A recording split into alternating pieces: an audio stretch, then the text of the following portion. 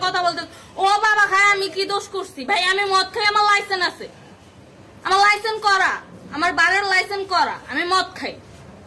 ও মদ খান বারের লাইসেন্স করা আর পেন্সিলটা কে না এগুলা কোনো কিছুতে আমি আসক্ত না আপনাকে কি নিয়ে ধরছে ইয়াবা পাইছেন আপনার কাছে না তাহলে